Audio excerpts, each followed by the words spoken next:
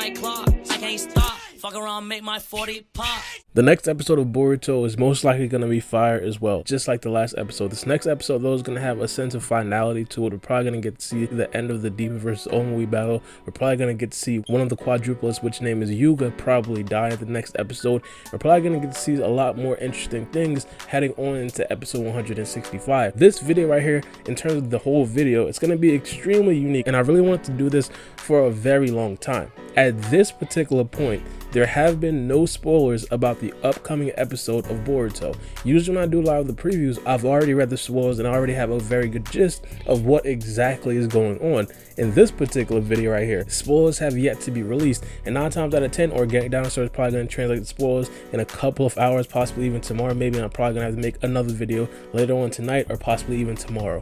But without further ado, let's get into this episode specifically. Now, the overall premise of this episode and what I'm pretty much feeling about this episode is that Team 7 is going to be fighting against Yuuga. Now, I do want to point out there's some tiny spoilers about episode 164, and I know I did kind of go on the whole spiel about how there wasn't any spoilers, but the only bit of spoilers that we did get was that Team 7 was going to be fighting against Yuuga, and we already knew that from the last episode plus the preview, so that wasn't necessarily going to be anything new. But because the only thing that we got from the preview was that plus the preview, the only thing that we seen was Yuuga versus Team 7, it does beg the question, what is going to be going on with Deepa and Omoi? Now, in my opinion, I think that fight is definitely going to come to a conclusion. Just because it's not necessarily in the preview or in the spoilers does not necessarily mean that it won't be in the next episode. But that fight is most likely going to be a very short amount of the whole entire episode. Now, I do want to point this out mainly because there's a tiny possibility of this. There is a tiny possibility that we don't even see Deepa and Omoi in the next episode. I would be absolutely pissed off. I'm pretty sure a lot of you guys would be absolutely pissed off, mainly because this is the Kata actuation arc, and of course, Deepa right now, anime-wise, is the most interesting Kata member that we have seen, and of course, he's like in mid-stroke of battle, possibly not mid-stroke, pretty much at the end, but regardless, it would be a very big bummer if we did not see him in the next episode. But in my opinion, I think it's going to be relatively short. Deepa in the last episode basically said that he's going to start taking everything serious, and because of that, I think he's probably going to one-shot Omoi. One of the things that I'm pretty sure a lot of you guys wish, and same thing with me, I really hope that Omoi does not die in the next episode. One of the things that Deepa does is that he punches people. Now, usually when we talk about punches in Boruto and Naruto, they usually do not kill their opponent. The hardest hits would probably sleep them and knock them out. But Deepa has been running around the land of silence, pretty much killing people, just one-shotting them. And because of that, I'm getting a little bit nervous. And I'm pretty sure a lot of you guys are getting a little bit nervous as well. And also because Deepa said that he was going to stop playing around, Deepa might actually finish off Omoi with another attack, possibly even a scientific technology attack. But the overall point being, Omoi cannot die in this episode. It would just be a very big bummer, and I'd just love to see Omoi in the upcoming episodes of Boruto, possibly even in the finale of this arc. But off of that situation, going into the other situation with the quadruplet, Yuuga versus Team 7. In the preview of the next episode, we got to see a little bit of the battle versus Yuuga and Team 7.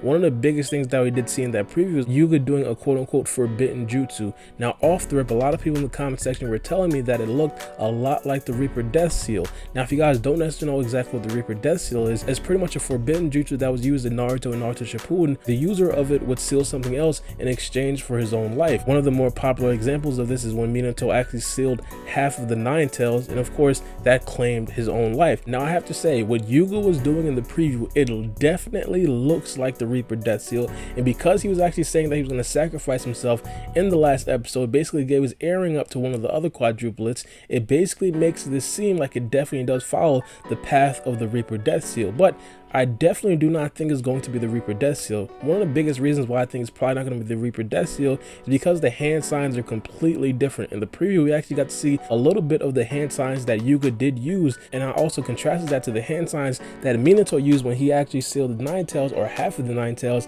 and it looks different. It kind of looks the same, but it's different. But even though the jutsu is different, the jutsu might still have the same effect, or the jutsu might even be even more powerful. This jutsu right here could possibly seal multiple things. This person, Yuuga, might actually be aiming to seal everybody in Team 7, including Mujino. And if that is the case, that would definitely not be a very good sign for Team 7, because Yuuga and the rest of the quadruplets are from a completely different village, and we don't necessarily have a lot of information about that village. The writers have free reign. They can pretty much make up anything they want to, mainly because we can't necessarily say, hey, that right there didn't exist in Naruto or Naruto Shippuden, just because of the fact that we've never really seen this village before. One of the things that I thought was really weird was the other other quadruplet and how he actually passed away. Now, we understood that he sacrificed himself for the other quadruplets to enter the castle with the quote-unquote princess, but regardless, when we actually seen his body, it looked completely different. For example, his hair was a completely different color. It looked like his hair was gray. That possibly means that his body was completely worn out, but regardless,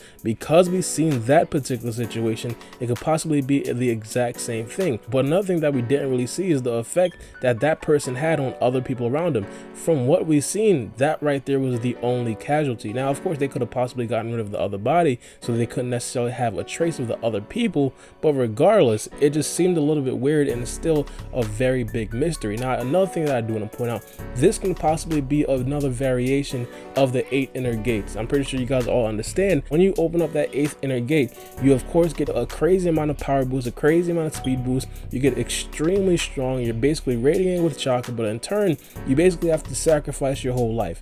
Now, at this particular point, we understand if Yuuga actually opens up a variation of the 8 inner gates, there's a very good chance that he's probably going to not only beat Team 7, but possibly kill all of them. In the filler arc back in Naruto Shippuden, Rock Lee fought against a character that had a sort of variation to the 8 inner gates. Now, of course, because that's a filler, I don't necessarily want to take too much from that, but I just want to point out the possibilities of what we might see. Again, the only thing that we really know about this whole situation is that he's going to be using a forbidden jutsu. A forbidden jutsu that he plus the other 2 quadruplets think it's probably going to get them to complete their mission. So if he thinks that he could possibly solo the 5 other ninjas that are telling him at this particular point, it's probably going to be an extremely powerful jutsu. I really hope everybody gets out of this cool and everybody gets out of this okay. One of the things that might actually happen in the next episode, and this can possibly be super big brain by Team 7, they could possibly have like Mitsuki and Mujino possibly go ahead and just trail the other 2 guys that actually have the Hashirama cell. Now, it's going to be a very difficult time element because we understand the whole sole purpose of the Yuuga being there so that they don't have the ability to actually tell the other 2.